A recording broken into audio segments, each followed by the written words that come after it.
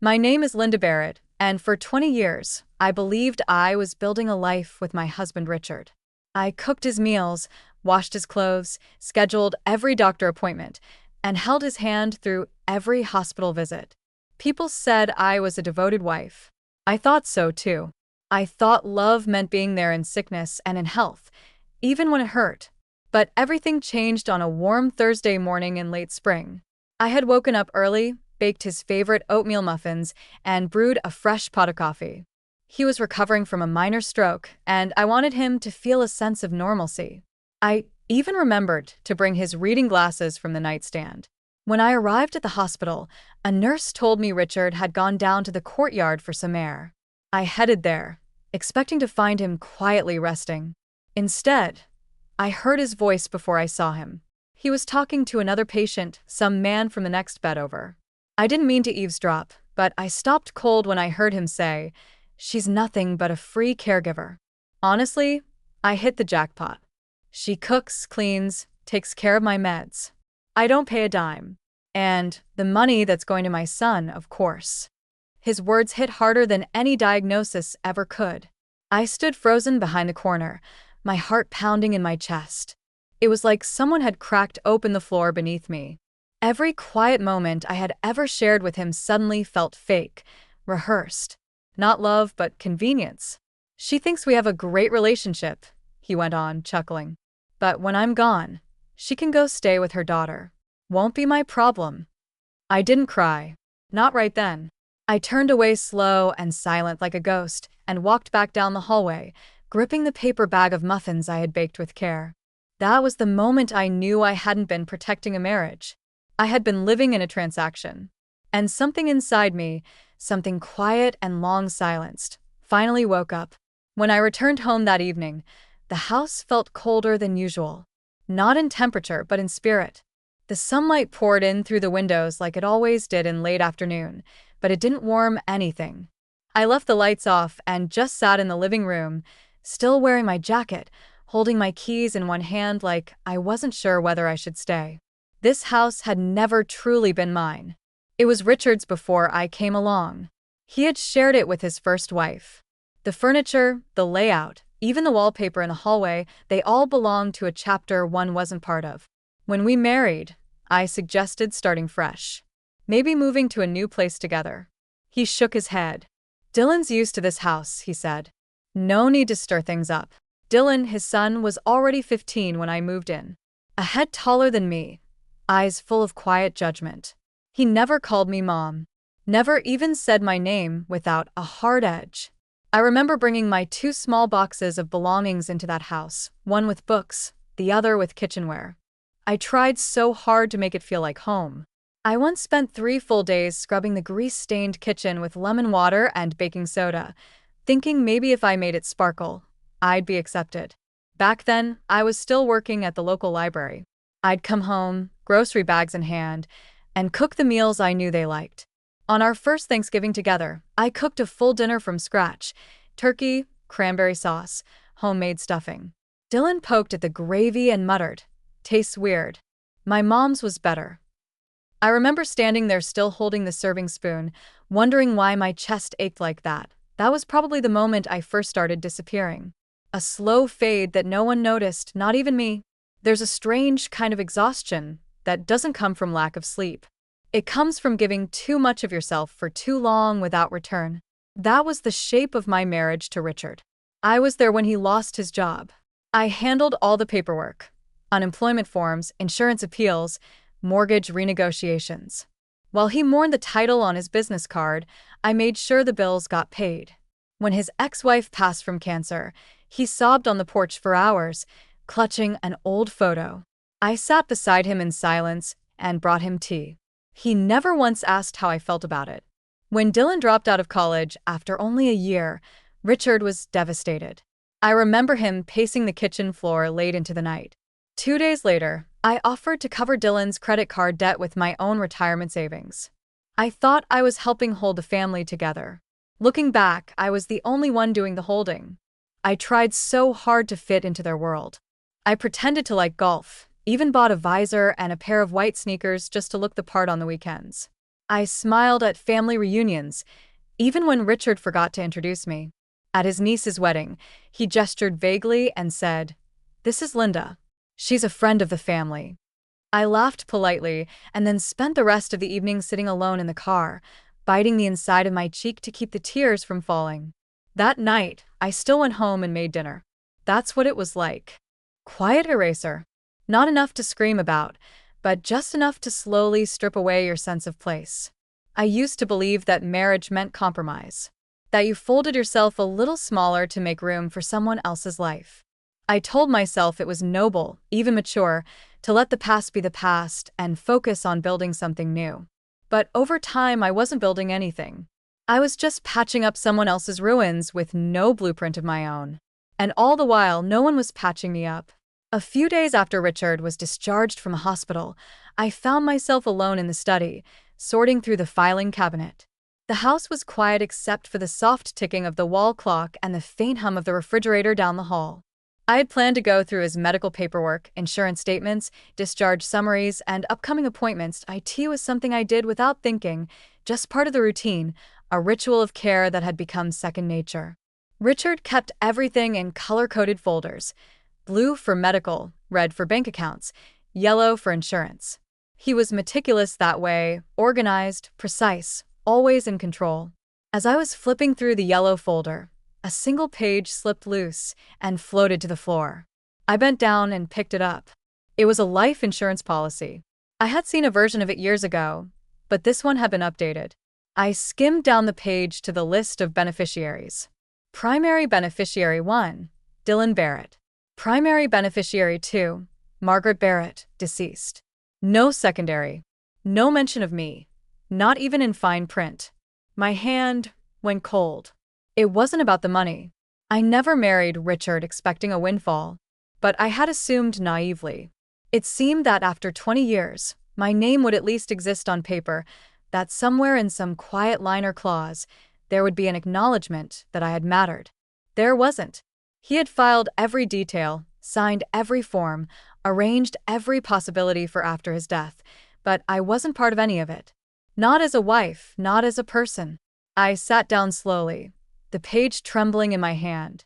Everything I had done, filing taxes, picking up prescriptions, staying up through his night sweats, suddenly felt like evidence in a case I didn't even know I was losing.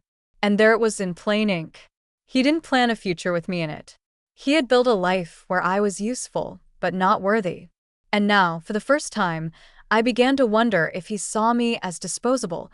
Why had I worked so hard to hold him together? Maybe it was time to stop, that I didn't sleep that night.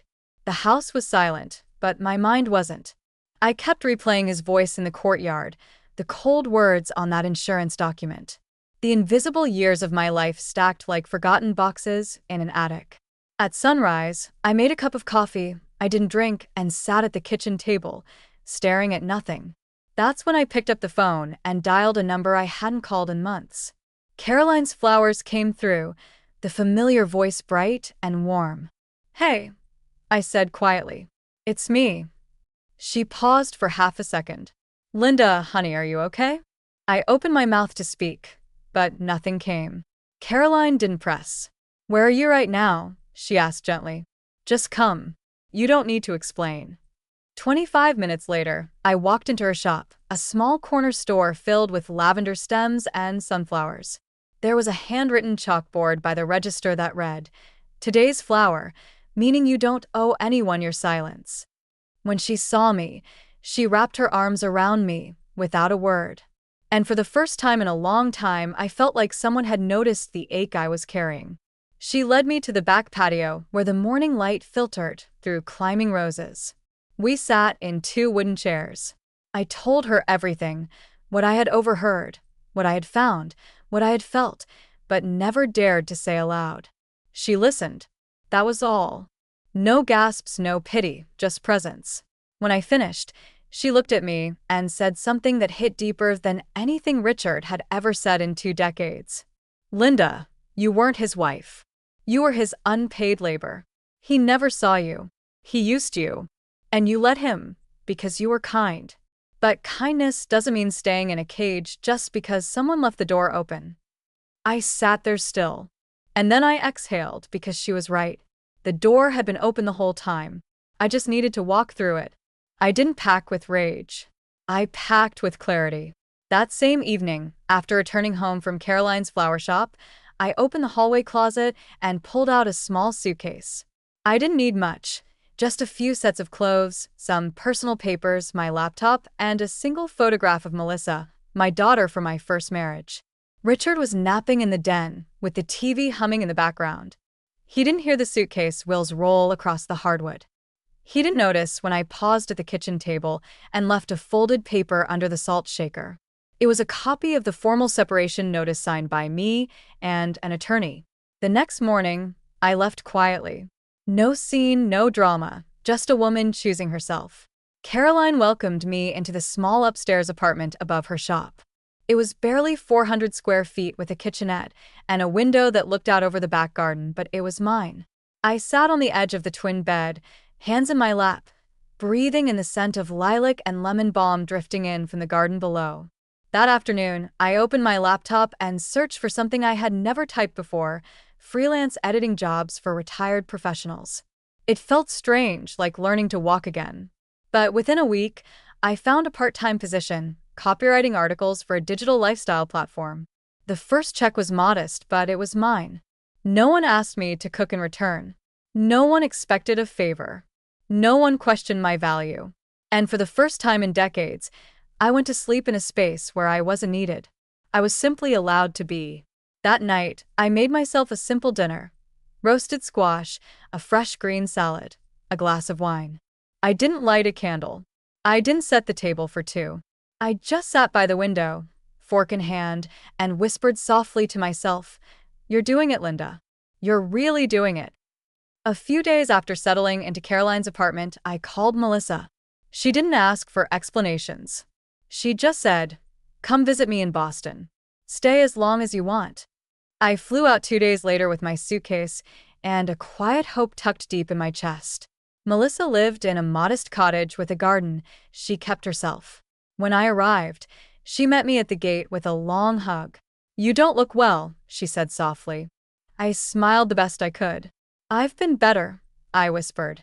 That evening, over pumpkin soup and warm bread, I told her everything about Richard, the life insurance, the years of erasure. She didn't interrupt. She just listened, eyes burning with quiet fury. When I finished, she said, "We need to speak to a lawyer.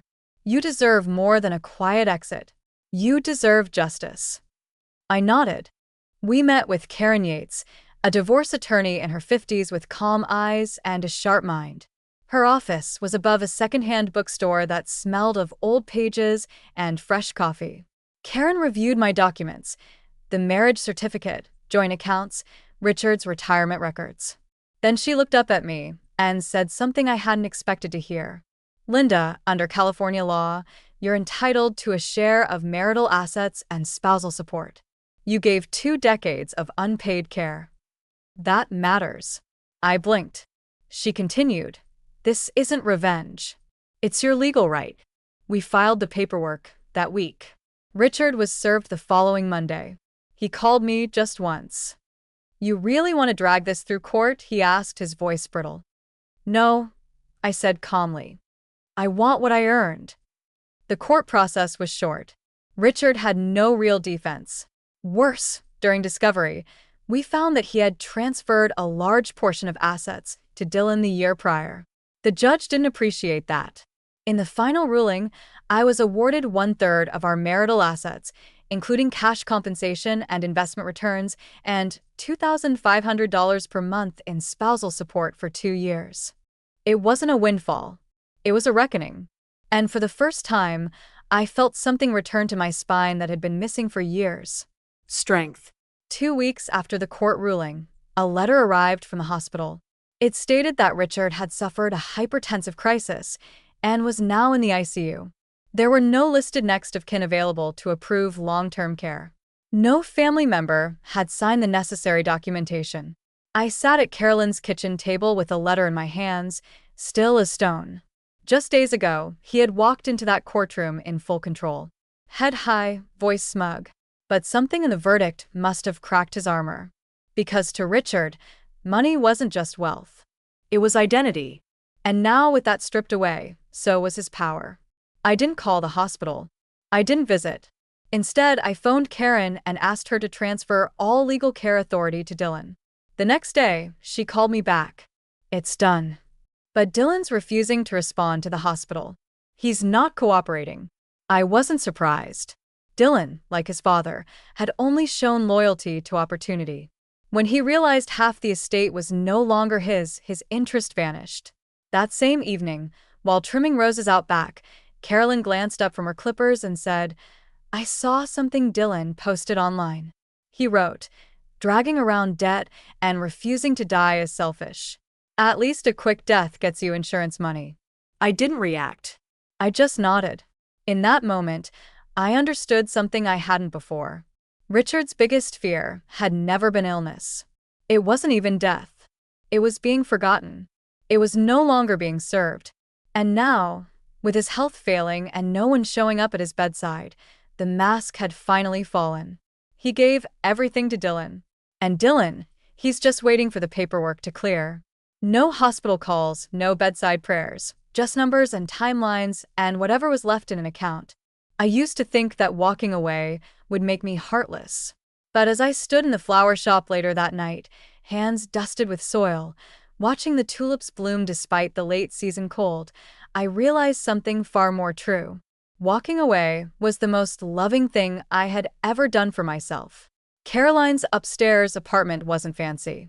The walls creaked when the wind blew, and the pipes made a low groan at night, but it was quiet, peaceful. Mine. There was a small west-facing window that overlooked her backyard garden. In the afternoons, sunlight spilled across the hardwood floor like warm honey. I'd sit there sometimes with a cup of tea and just breathe. No one needed me. No one called my name. There was no task waiting behind every silence.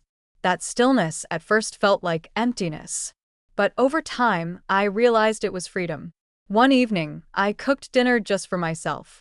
Roasted butternut squash with rosemary, a simple salad with goat cheese and walnuts, and a glass of chilled Riesling. I played an old jazz record on the portable speaker Carolyn had gifted me. The saxophone notes filled the space softly, like a conversation I didn't have to answer. It had been years since I'd cooked without an expectation attached. After dinner, I opened my laptop to check on the editing project I'd submitted. There was a message from the platform's editor. "Your notes were incredibly precise. Would you be open to taking on more regular assignments?" I smiled. Not out of pride. Not to prove anything, but because the work, the quiet, focused, careful work was mine, my effort, my value, my feel. Later that night, I wrote a new blog post for the little column I had started. Rebirth Stories for Women in Their Second Act. The draft title read, "From Being Needed to Being Seen." The words came slowly, not because I didn't know what to say, but because I finally had so much to say my way, in my voice. I was no longer living to fill someone else's space. I was learning how to fill my own. The life I had before was about surviving. But this was the beginning of living. And it tasted nothing like silence. A few weeks later, Melissa flew in from Boston to visit. She arrived with a small paper bag in hand, grinning like a kid. "I brought your favorite brownies," she said, holding up the bag with a sticker she'd made herself. It read, "Congratulations, Mom, on being reborn." We laughed. Really laughed. The kind that fills a room and settles in the corners like sunlight. She stepped into the apartment and looked around. "Mom," she said slowly, her eyes scanning the space. "You really made this place yours." "Of course I did," I replied, pointing to a wooden plaque on the wall. Carved into it were the words, "Linda's Space, quiet, curious, free." Carolyn had helped me pick it out, saying it captured who I was becoming. That afternoon, Melissa and I sat in the garden helping Carolyn label new flower arrangements. I chose the center shelf display and wrote on the tag, "Gratitude Rose." Melissa raised an eyebrow and teased, "Really?" I nodded. "It's a late bloomer," I said, "but it's strong and steady." Later, over tea, Melissa pulled out a set of case studies from her office, Real stories of women reclaiming their lives after long marriages. She flipped to one page and pointed to a highlighted quote. At any age, the decision to stop being agreeable is an act of bravery. But true victory is becoming your full self without needing anyone's permission. I folded the corner of the page and whispered, Do you remember asking me once what kind of person I wanted to be? She smiled. You said, someone trusted but never taken for granted. I nodded. I think I finally understand what that means now. That night, I stood at the flower shop's front door. The string lights above twinkled softly. Laughter drifted from inside. Wind chimes clinked like glass coins in the breeze. And I stood there not as a wife, not as a caregiver, not as a placeholder, but as Linda Barrett, a woman with a name, a voice, and finally a life of her own. To anyone watching, you are not too late. And you have never, not once, been invisible.